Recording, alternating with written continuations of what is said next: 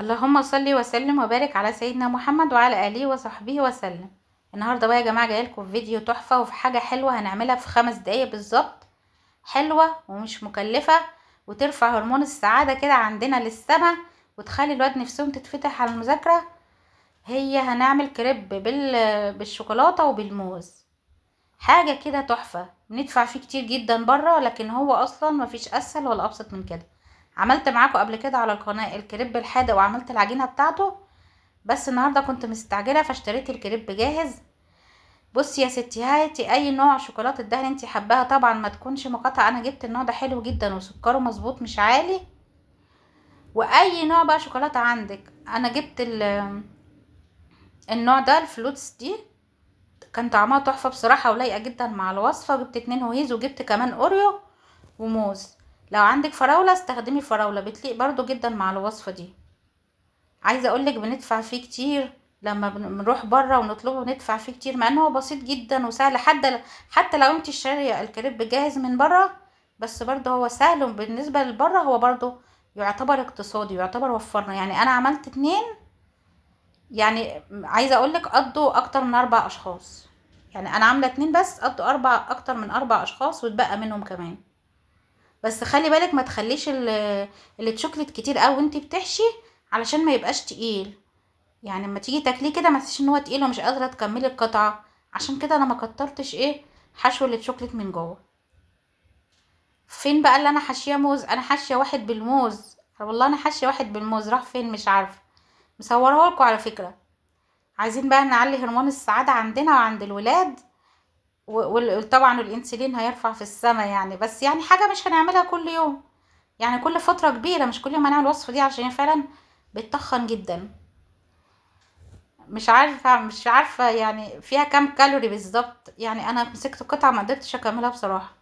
كنت مسخنه طاسه او صينيه او جريل تكون سخنه جدا، نزلت فيها بقطعه زبده وهبتدي احمص الكريب الحلو بتاعنا على كل جنب. يعني دقيقه كده على كل جنب وتقلبيه بحيث يتحمص كله، كل المكونات دي تمتزج مع بعضها، والشوكولاته اللي حطيناه تبتدي تسخن كده وتسيح مع الموز. ميكس رهيب يا جماعه. سعره بقى غالي جدا بره، لما بنطلبه هتلاقيه سعره 100 جنيه دلوقتي. اخر مره طلبناه كان ب90 من فتره. طب ليه؟ مش عارفه يعني.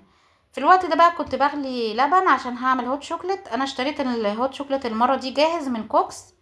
نوع حلو على فكره مش وحش، جربيه. انا مجرباه قبل كده ودي تاني مره، نوع حلو.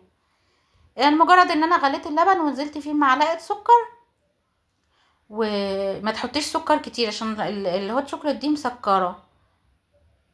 هو على فكرة طلع مظبوط. انا حطيت 3 معالق سكر صغيرين على نص لتر لبن، وعلى شوية من الباكت بتاع الهوت شوكليت. يعتبر خدت معلقة كبيرة بس، والباكت كله متبقي معايا. ومش غالي ونوع حلو برضه. دورنا على كادبوري ما لقيناش كادبوري في الوقت ده يعني. بس يا ستي قدمي بقى الهوت شوكليت الجميل. هي بص، هو الشتا يعني هوت شوكليت وسحلب وبليلة وحاجات زي دي. هو اول يوم في الشتا النهارده، اول يوم النهارده نحس بالشتا. الجو قلب هوا جامد قوي، هوا جامد. حتى كانوا بيقولوا امبارح على الفيسبوك ان في كتلة هوائية باردة وفي هوا جامد بتراب. فالنهارده اول يوم نحس بروايح الشتاء يعني. قلبي قدمي بقى يا ستي الكريب الحلو بتاعك. يا سلام على الجمال والروعة. حاجة كده في السريع، ما خدتش حاجة، سهلة وسريعة. هو مش قلت بس ان هو طبعا فيه سعرات عالية جدا، مش عارفة فيه كالوري بصراحة. انا اقسم بالله مسكت حتة ما كملتهاش، مش قادرة اكملها، او خايفة، بمعنى اصح خايفة اكملها. قدميه بقى مع الموز والهوت شوكليت كده يكون سخن. هو الشتا بقى عايز كده يا جماعه.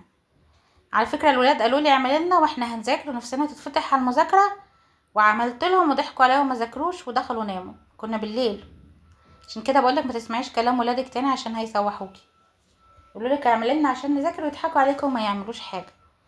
بص بقى يا ستي، الجمال والروعه. يفرق حاجه عن اللي بناكله بره او بنطلبه من بره ونروح الكافيهات نطلبه وبندفع فيه كتير جدا؟ ما يفرقش حاجه عنه اقسم بالله.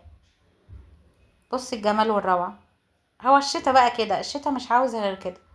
ما تنسيش تصلي على النبي في الكومنتات وتشتركي في القناة لو عجبك الفيديو، عشان ان شاء الله تشجعني انزل لك فيديوهات كتير. والسلام عليكم ورحمة الله وبركاته.